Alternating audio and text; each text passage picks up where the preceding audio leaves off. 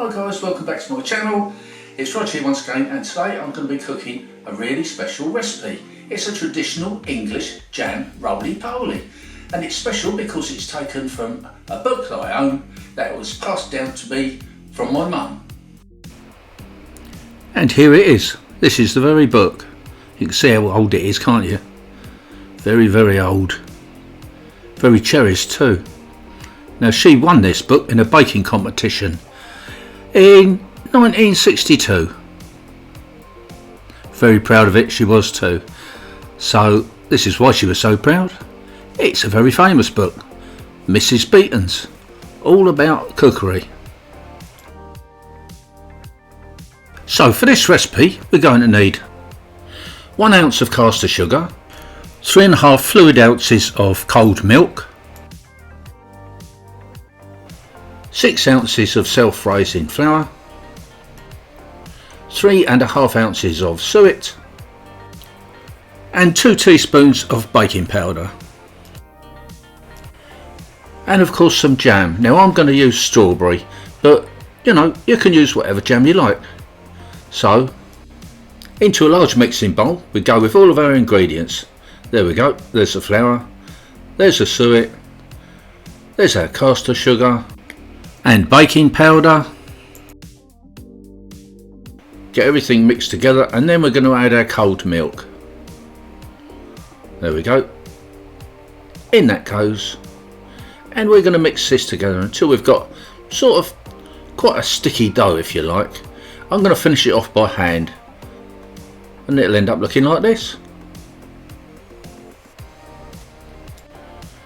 So onto our board we go with some flour. Give that a nice dusting of flour, and I'm going to dust the rolling pin that I'm going to be using as well.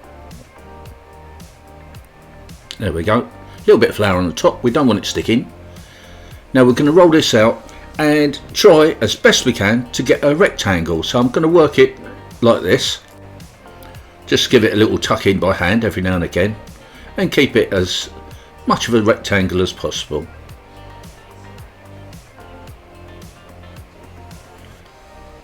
Turn it over, dust the other side, and away we go again. Rolling, rolling, rolling. Then we go on with the jam. Spread this over quite nicely, not too thick, and try not to go right to the edge. I suppose if you do, it doesn't matter really. It just means it will squidge out a bit. There, once you've got that done, start to roll it, get it tucked right in as tight as possible.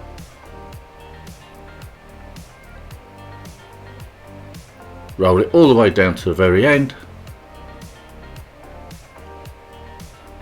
Jam's bunching up a little bit, but don't worry about that, it's all going to taste good in the end. There we go, look at that, that's neat, isn't it?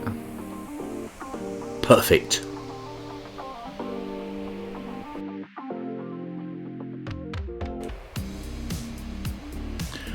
Now I've taken 2 sheets of tin foil and 1 sheet of baking paper. We're going to put our jam roly-poly smack in the middle, fold over the baking paper, and then we're going to cover it with our tin foil. We're going to fold it over like an envelope. What we want to try and aim for is keeping the steam out of the roly-poly, because otherwise the pastry is going to get all soggy. So we're going to give this a nice little crease in it, a few folds, and of course then we're going to do the ends too. Take a large baking tray like this one, and we're going to put a kettle full of hot water in there, and then we're going to put this in the bottom of the oven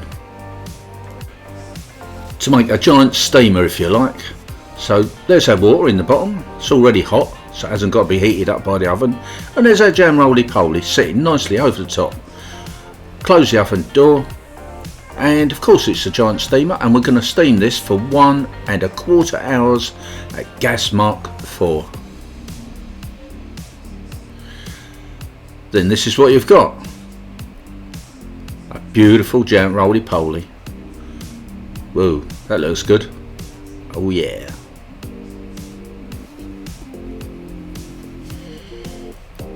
We got to take a slice of this. Check it out on the inside. And there we have it. Look at that. Perfect. Just needs a little drop of custard over the top.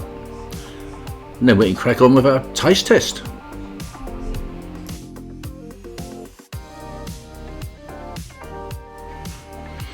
Well, there it is.